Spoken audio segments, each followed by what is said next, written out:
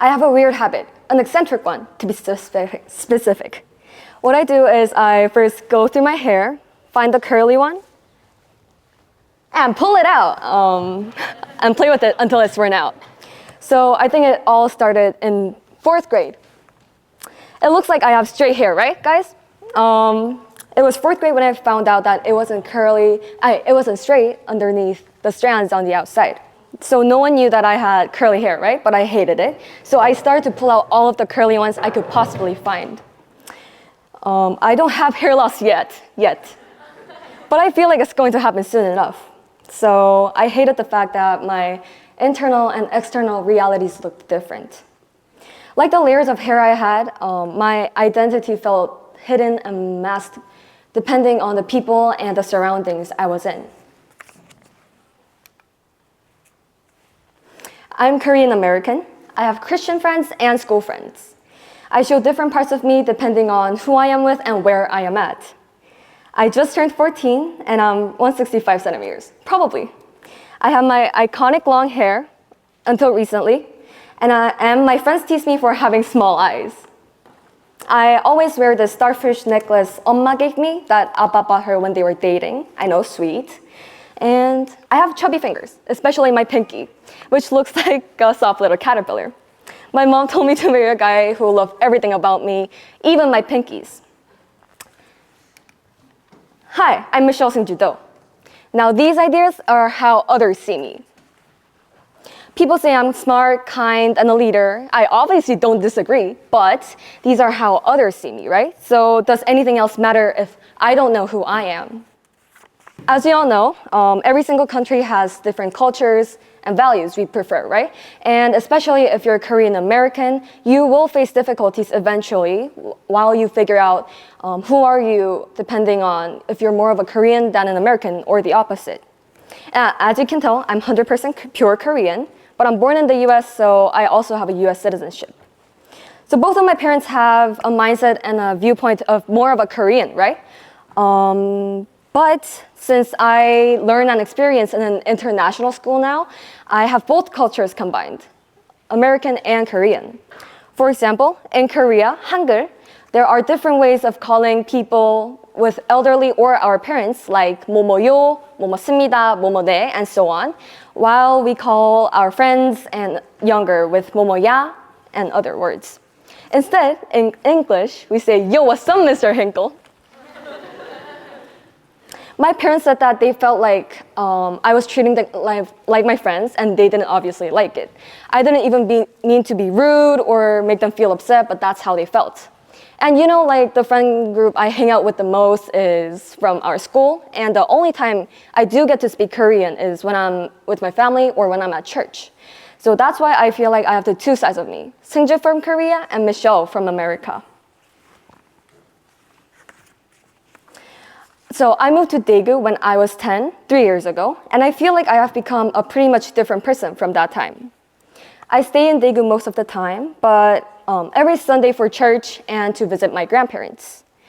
Whenever I visited Gumi, I felt like I was the girl 3 years ago, but that's pretty reasonable because I spent most of my childhood there and I have all of my memories left behind. But I felt so different when I'm in Gumi with the people I used to know, and when I'm here in Daegu trying to meet new people and trying to learn more cultures and fit into this new environment. When I come back to Daegu, I return to the Michelle I was before Sungju. I'm more comfortable speaking English than Korean. When I realized that I haven't read or opened my Bible except once at church on Sunday, has made me feel worse about myself. I think my personality also changed a lot. While I act kind of chill and quiet in Gumi, I'm one of those people who laugh 24/7 in class in Daegu. I don't think I moved on from the past and kept it in Gumi until now. I often get confused between the Sungju part of me and the Michelle part of me. And I think all of you will feel the same way as I do, because students attending international schools often have multiple sides of them or try to find their real identity. Now, I did like this quick survey to our students and teachers in DIS, and these are the results. So as you can see, 82.5 or 6% of them have said that they sometime in their life thought that people viewed them differently,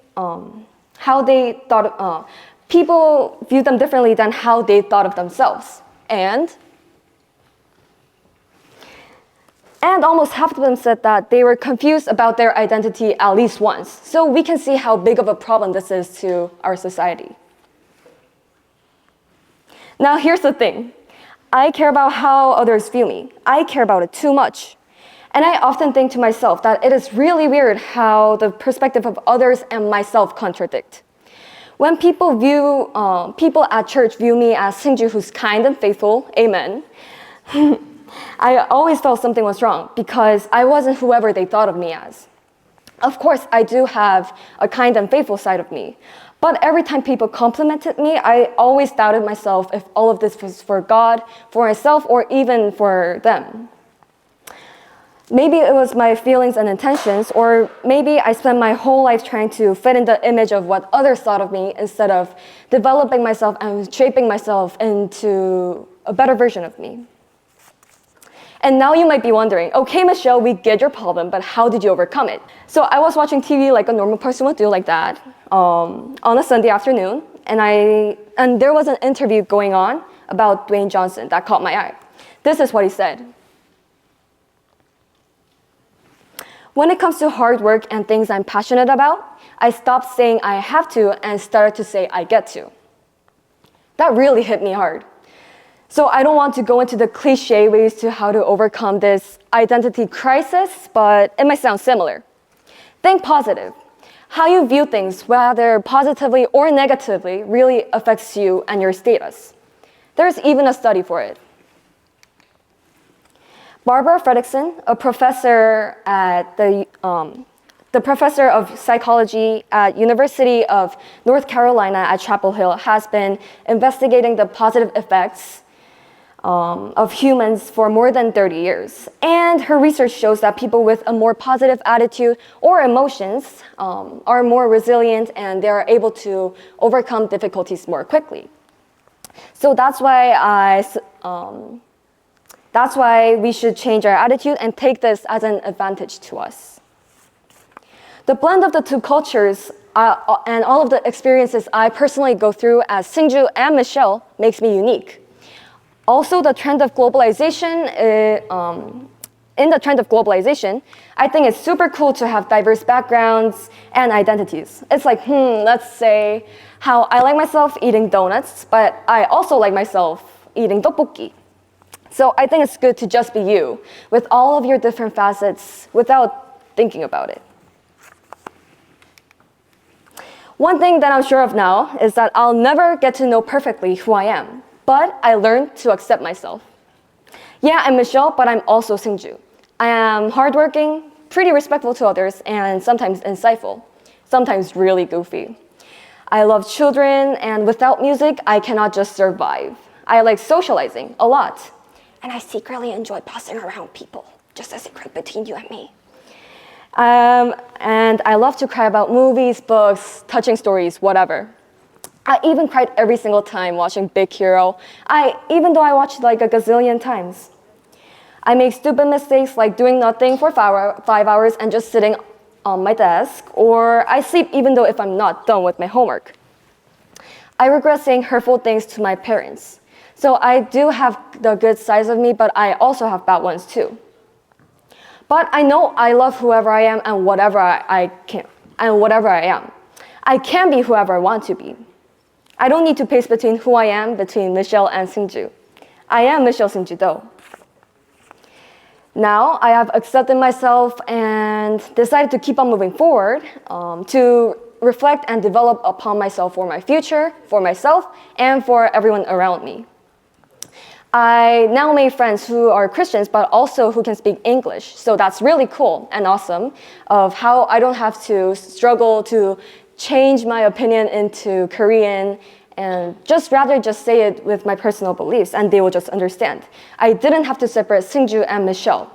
And you should too. You should try to accept both of your identities and try to combine them naturally.